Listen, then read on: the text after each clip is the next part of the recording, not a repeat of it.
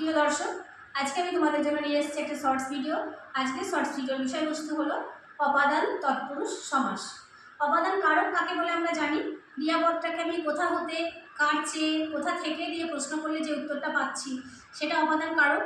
আর এই অপাদান কারক, অপাদান যে পদটা, এটা যখন সমাস হয়ে যাচ্ছে তখন তার নাম হয়ে যাচ্ছে অপাদান তৎপুরুষ সমাস। যেমন ধরো, অপাদান তৎপুরুষ সমাস চিনতে গেলে আগে আমাকে অপাদান কারকটাকে চিনতে হবে। একটা উদাহরণ বলি, অপাদানে তো হতে থেকে চেয়ে দিয়ে থাকছে, ক্রিয়াপদকে প্রশ্ন করলে বলে যাচ্ছি।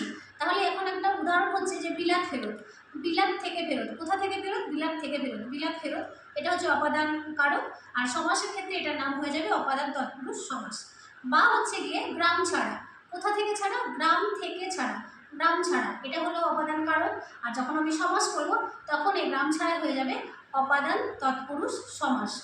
তাহলে অপাদান কারক যেটা, সেটাই সমাসের ক্ষেত্রে হয়ে যাবে অপাদান তৎপুরুষ সমাস। পরপদ প্রাধান্য পাবে, প্রথমে থাকবে পূর্বপদ, এরপরে থাকবে থেকে, তারপরে থাকবে পরপদ, আর প্রাধান্য পাবে পরপদের অর্থ। এই ছিল আমার আজকের অপাদান তৎপুরুষ সমাস। এরপরে শর্টসে আমি নিয়ে আসবো অধিকরণ তৎপুরুষ সমাস। Thanks for watching.